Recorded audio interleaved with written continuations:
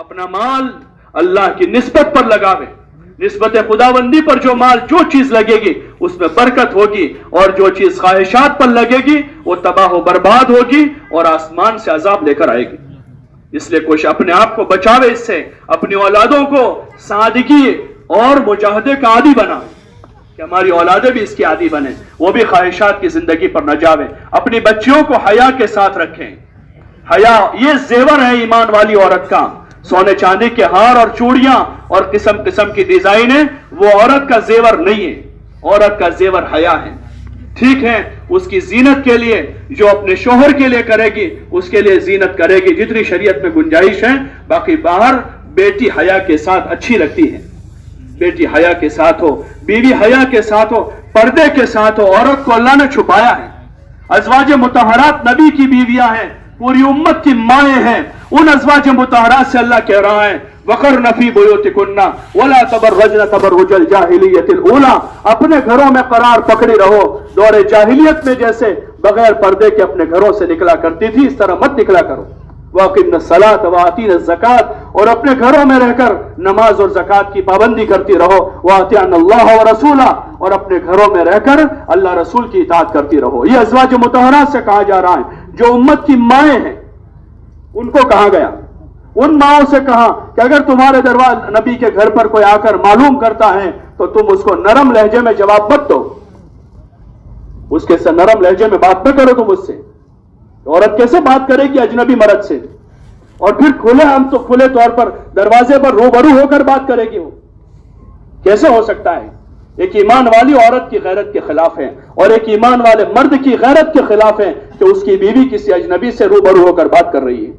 रूबरू होकर तो क्या, पर्दे के पीछे से बात करने का जहां हुक्म दिया वहां अल्लाह ने अज़वाज मुतहरात से कहा कि तुम सख्त लहजे में बात करो, नरम बात मत करो। कहां से आए हो भाई, क्यों आए हो, क्या काम है, ऐसा मत पूछो उसको, बल्कि कह दो कि घर में कोई नहीं है। अगर कोई मर्द है तो मर्द निकलेगा, और मर्द नहीं है तो वो औरत कह देगी अंदर ही से घर में कोई नहीं है, बस बात पूरी हो गई। अगला सवाल करेगा तो जवाब नहीं देगी, कब आएंगे, क्यों है, अगला जवाब नहीं देंगी, वो सख्त लहजे में मना कर देगी। वो किसी अजनबी का टेलीफोन नहीं उठाएगी। कैसे हो सकता है कि अज़वाज मुतहरात को अल्लाह कह रहा है कि पता नहीं वो सामने वाले के दिल में रोग हो, तुम उससे जरा ज्यादा नरम बात मत करो। अपनी बेटियों को यह सिखाना, ये उनका जेवर है, ये उनका एजुकेशन है, ये उनकी तालीम है। अगर हया सीखी हुई औरत है, तकवे वाली औरत है, हयादार औरत है, अल्लाह के फराइज पर कायम है, ये हाई क्वालिफाइड लेडी है, ये हाई क्वालिफाइड औरत है। और अगर तकवा नहीं है इसकी जिंदगी में, हया नहीं है, तो इससे बड़ी जाहिल कोई नहीं है, चाहे वो डॉक्टर, इंजीनियर, वकील या साइंटिस्ट बनकर किसी कुर्सी पर बैठी हो, इससे जाहिल औरत नहीं है, क्योंकि उसको अपने जात के दीन के बारे में इल्म नहीं है, उसको अपने हया का पता नहीं है, इसको अपनी इज्जत का पता नहीं। ये जितने दुनिया भर में रेप हो रहे हैं और जितनी सारी फसाद हो रहा है, वो इस बुनियादी फरीजे के छूटने की वजह से हो रहा है। अल्लाह ने हमको अकल दी है, उस अकल का इस्तेमाल करें, अंधों के पीछे अंधे न बने, अंधों के पीछे अंधे न बने। सब बीनाओं के बीना और सबसे बड़े अकल वाले और इल्म वाले इमामुल अंबिया वल मुरसलीन हजरत मोहम्मद सल्लल्लाहु अलैहि वसल्लम की बेटी हजरत सैयदा फातिमा रज़ी अल्लाह अन्हा, जो जन्नत की औरतों की सरदार है, जो हजरत हसन और हुसैन की मां है, उस बेटी को कभी किसी गैर महरम ने जिंदगी पर नहीं देखा है। जो जन्नत की औरतों की सरदार है, किसी गैर महरम ने जिंदगी पर नहीं देखा, अपने घर में रही, वो सबसे कामयाब खातून है जो जन्नत की औरतों की सरदार है, अपने घर में रही, अपने घर का सारा काम खुद हाथ से करती थी। औरत का तो यही, उसका तो होम साइंस और होम वर्क, घर का काम और घर का साइंस उसको पढ़ाना है, ये उसका इल्म है, ये उसका एजुकेशन है कि मां के साथ कैसे रहना, सास के साथ कैसे रहना, शोहर को कैसे टैकल करना, बच्चों की कैसी परवरिश करना, अपने पड़ोसियों के साथ कैसे सेट करना, आने वाले मेहमानों को कैसे मैनेज करना, ये उसका एजुकेशन है। घर की इकोनॉमी को कैसे संभालना है, घर की इकोनॉमी को कैसे संभालना है कि शोहर का आमदनी कम है तो कम आमदनी में घर कैसे चलाना है, ये उसको सिखाना है। उसको क्या जरूरत है लॉ पढ़ने की, और उसको क्या जरूरत है साइंस पढ़ने की, उसको क्या जरूरत है मैथ्स पढ़ने की, اس کی ضرورت تو یہ ہے کہ گھر کی اکانومی کو کیسے کنٹرول کر کے اس گھر کو آباد کرنا ہے، اپنے گھر کے بچوں کی کیسی تربیت کرنی ہے، اپنے شوہر کو کیسے ٹیکل کرنا ہے، اپنے ساس اور خسر کے ساتھ کیسے رہنا ہے، اپنے پڑوسیوں کے ساتھ کیسے برتاؤ کرنا ہے، اپنے مہمانوں کو کیسے مینج کرنا ہے، یہ اس کا بنیادی ایجوکیشن ہے۔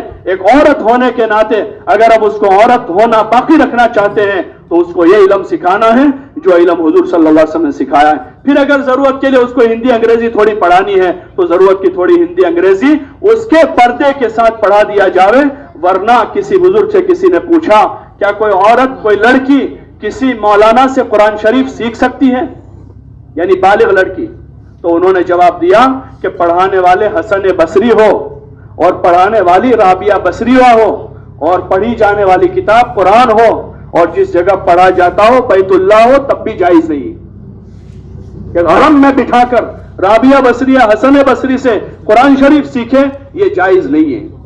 جب تک چھوٹی بچی ہے وہ کسی غیر محرم سے پڑھ سکتی ہے، جب مراہقہ ہو گئی یعنی 9 سال کی ہو گئی اب اس بچے کو مکتب میں بھی استاد کے پاس سے استانی کے پاس پڑھانا چاہیے، تو پھر کیسے گنجائش ہوگی کہ وہ 50 بھیڑیوں کے بیچ میں سال بھر بیٹھے گی، وہ 50 درندوں کے بیچ میں سال بھر بیٹھے گی جو اس کو گھور گھور کر دیکھ رہے ہیں روزانہ؟